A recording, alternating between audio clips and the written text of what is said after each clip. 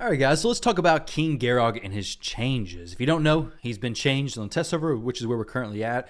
There's some updates. I just ran him in hard mode Hydra with my Obro team, and of course Obro did quite a bit more damage than him. However, Sun Wukong did very similar damage to King Garog. Now, the big difference is that King Garog brings nothing other than damage to Hydra.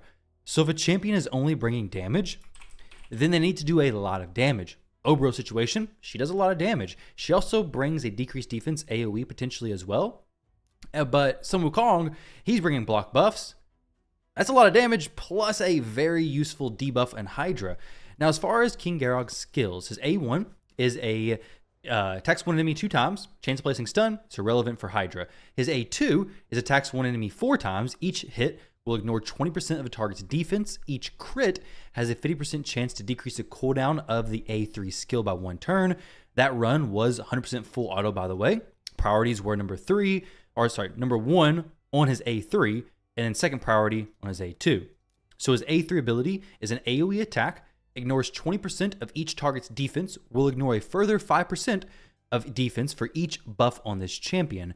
Now, you could build a team around Garog to make him do even better, a team full of great buffs, and he could probably squeeze out some more damage. But to be honest, is it worth trying to get Garog into here when he brings no good debuff? A champion like Thor, which I don't have unfortunately, brings more damage, better debuff. Well, he brings decreased speed, which is a huge debuff for Hydra, and is overall a champion you're going to be using in more content.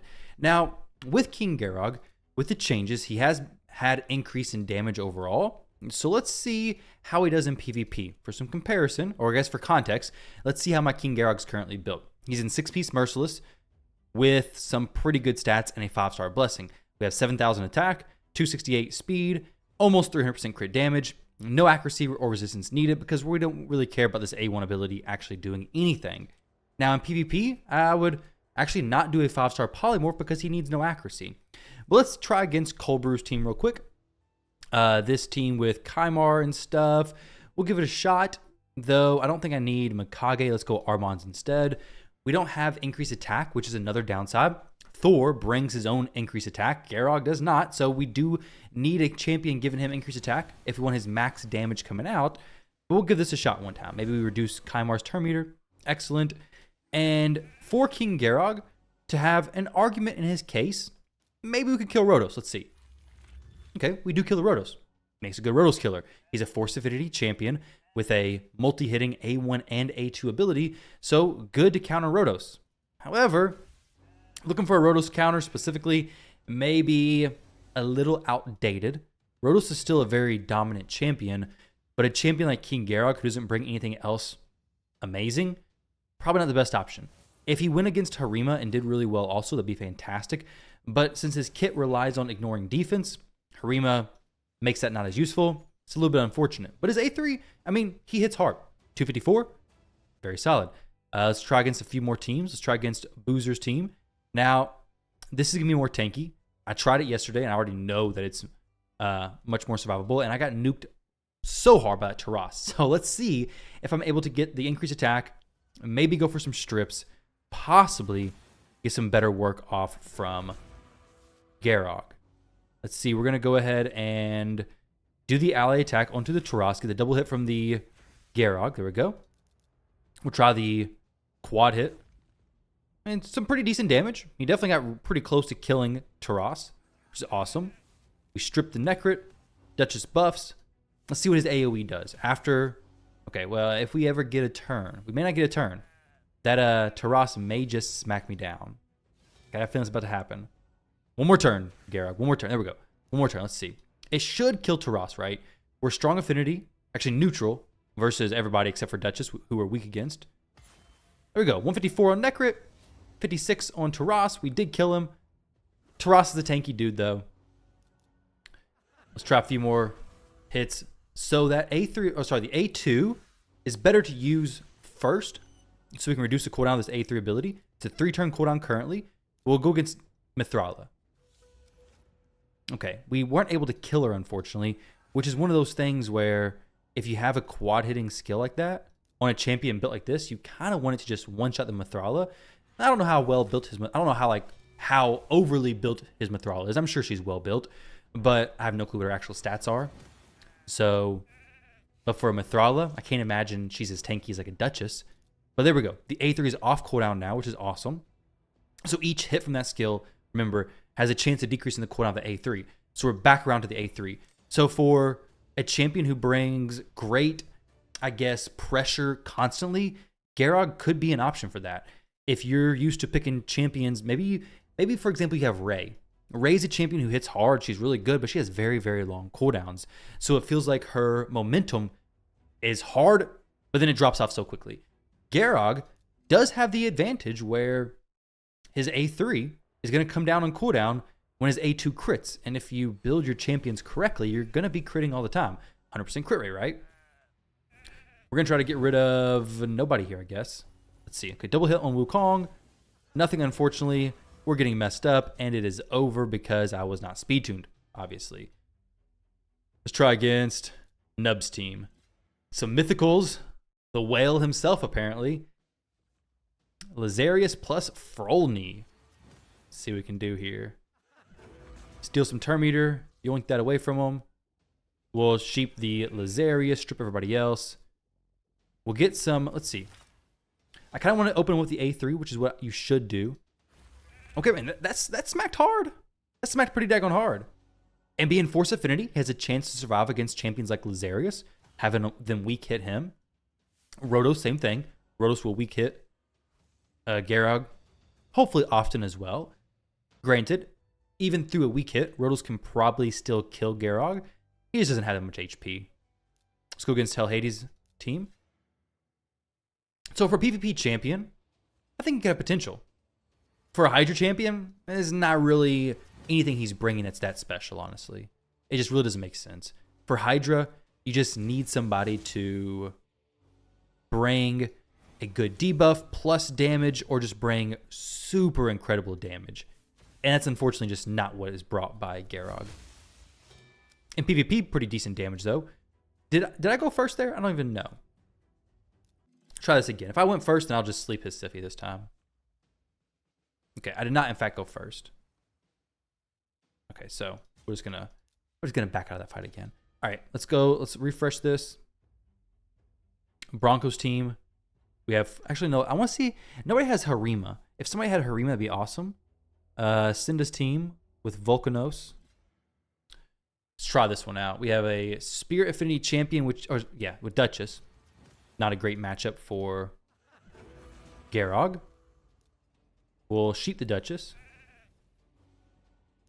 We'll kill the Hefrak. Go for the A3, see what it does.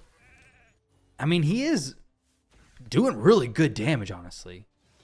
And when this Duchess reses, well, we may not have a bunch of crits here. This is where you'd have to be. Okay, so 1 turn duration on that.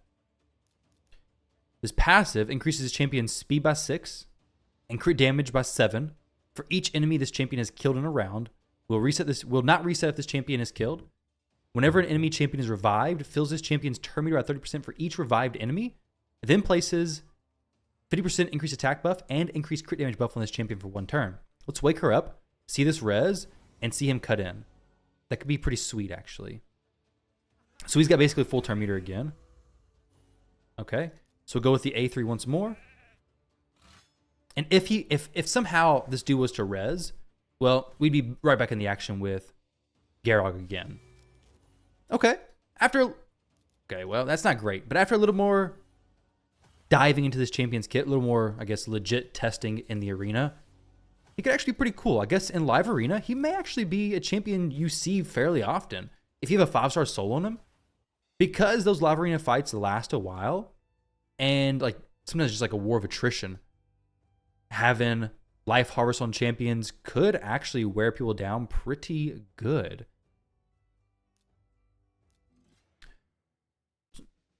I kind of like him more than what I originally thought I would, honestly. And I do have actually increased attack. I was thinking I didn't, but I do. So we'll actually just sheep the horsey boy. And then we'll go for the ally attack onto the Necrit. Then we'll try to bust out a big A3 on somebody. Yeah, 155, 286. So he's hitting hard. He's actually hitting harder than I thought. But we also have 5, 10, 15, 20, 25% defense ignore. If I threw Crushing Rend on him as well, it would make sense in PvP content. Wouldn't really make sense in Hydra at all. Maybe let's go try to throw that on him. So this will kill the Torment. The res, I guess, from Torment caused Garog to get his turn meter boosted, which is really cool. So against Sun Wukong, he would also be getting his turn meter boosted. Sun Wukong's strong affinity. So might be difficult to kill him, but I think Garog can still go right through that. Okay, so he's getting a lot of turns, actually. Actually, a little bit more interesting than what I originally thought. So, his base HP is, for a nuker, is not great. But let's actually go to, from Heaven Cast, let's go to, Crushing Rend will ignore, I guess, 2% of defense? So not very much. Let's not do that. Heaven Cast is good. We get extra damage for each buff we have. Let's try this one. This could be a good one. 1.5% extra damage for each buff. We run a team like this, we're getting extra damage. We're getting more defense ignore. He really thrives from a bunch of buffs. Very big help. We'll go for the kill on Wukong. This will allow him to boost turn. We were just going for the A3. We actually took a pretty good chunk of that stone skin, honestly. So we'll... Okay. Not really much removed there, but that's okay. We'll go for another kill on Wukong. Even though not doing much damage, he gets the res, and then we're back with a bunch of turn meter pretty quickly. So Wukong may get a turn here. Actually, no. We're going to kill him again. And then A3. That's some good damage. It actually really is. And then the boosted turn meter. Do we get a turn before Wukong? We do. And even with a double hit, okay, we don't actually kill Wukong that time, unfortunately. One of the few times we don't kill him. But what you will see in just a moment is that, one, we actually do decent against UDK. Because we do the multi-hit so we can get around the enemies. And we also... So we multi-hits to get around the enemies. And we're also neutral affinity, which is huge. And we have an AoE skill also. So against UDK, he's not very countered at all, honestly. I was going to try to use another skill, but let's just go back to the A3. The turn meter boost is really cool from those reses. 405,000. Not too bad. Let's try it against this team. Marius. Let's give it a shot. Why not? Some stone skin probably over there. We'll just sheep the horse. Of course. Okay. And then A3. Of course, not doing huge damage to Duchess because she is strong affinity. But that res boosts my turn meter. I forget when he does his counterattack. Okay, right there. That's kind of what I was thinking when I do the A2. But I wasn't for certain. All right, now let's go in here and do this A2. We get a crit or two. Decrease cooldown. I don't know if it's from Merciless or from just a skill. We're getting more reses, though. So we're cycling through stuff quick. Okay, we don't have the A3 available just yet, unfortunately. We dropped the Marius. No real issue. But, obviously, he's not going to survive very big hits. Even against a Magic Affinity champion. Just like he was killing Wukong relatively easily and consistently, Wukong's an attack-based champion. Garog's an attack-based champion. So both these champions are going to fall relatively easily when anybody hits them with really anything other than a weak hit. 184, 173. So he's doing more than enough damage to kill these enemies. And that's with 3 buffs. That's with only 3 buffs. We have great momentum with him. I wish I could test him out in live arena. Honestly, the changes are actually pretty good for him, I think. For Hydra, he's not going to be used. For dungeons, I don't really see him being used there either. But as an arena champion for live arena specifically, I'd say, yeah, he could definitely be used pretty well. We haven't gone against YST's team yet. Let's try this. Oh, this is a great one to test, actually, against a Harima. So we already see what he can do against non-Harima teams. But since he does rely so much on defense ignore, I'm curious as to if he can even kill a Harima. Or is how's he going to perform against her? So we'll shoot the Duchess. I don't really know why, honestly, but let's see what he hits for on the Harima. Okay, 2 hits for 20k. This doesn't ignore defense, right? The chance increases 70%. Okay. Chance of placing that stun. Not a huge deal, honestly. All right. That was a big counterattack. Maybe I should read these champion skills before I do something that's going to wreck me. Arnorn? Yo, big dude. That was actually crazy. What in the world? Why did he do that?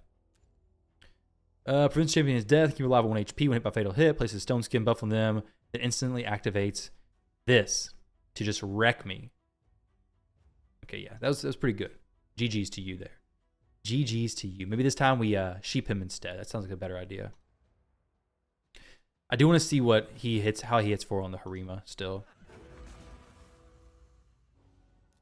So I want that Void champion. He's good. But for Harima, let's see. I mean, double hits, he's getting both of those through. And since it doesn't ignore defense, it doesn't matter. This A3, though, does ignore defense. 20% flat, and then 5, 10, 15, 20, 25. So 45%, and she's going to mitigate that by quite a bit. But is it enough to still kill her? It is. I mean, 37,000. Not a huge hit by no means, but it did some pretty decent damage. Okay. No sleep just yet, unfortunately. We really need to do something to control this crazy dwarf over there. That stun might do something. Okay, that's not really what I wanted. But this may reduce the cooldown. Let's see, 1, 2, 3, 4. Got 2 decreased cooldowns from that Duchess hit. So that's enough to get me back around and popping off with the A3. Okay, that's not good. And then it's just GG's over there. Dang, that dude hits for so much. You just forget everything. Does he cleanse debuffs as well from him when he does that? Places stone skin, then instantly activates. I guess it does. That's actually pretty insane, honestly. That is insane. Very, very good champion. Either way, guys, thank you for watching the video. With Garog, I'll show you the masteries that I have for him. In case you're interested in using him, trying him out. He has Merciless. Savage Lethal's all going to work out good, though. Masteries right here. Can't really see because of my head. But there are his masteries. So give him a shot. Let me know what you guys think. I'm actually pleasantly surprised with how solid he feels. He feels like he can actually do some damage and hits pretty hard. And on Hydra, though, not so much. I wouldn't really use him there. Just doesn't make the most sense in my opinion. There's other champions who will do more damage and bring more utility. Garog's not bad, but you would have to have every other role that you need to have covered for him to really make sense. I think champions like Varl will just do more damage in Hydra than Garog will, especially if you have him at a higher blessing because of this passive skill. So since Garog's passive doesn't seem to stack in Hydra anyways, doesn't count as killing an enemy, we don't get this extra speed, this extra crit damage, all that kind of stuff. It just makes it not as good. So guys, thank you for watching. Appreciate you all. Drop a like, subscribe to the channel, all that kind of good stuff, and I'll catch you in the next one.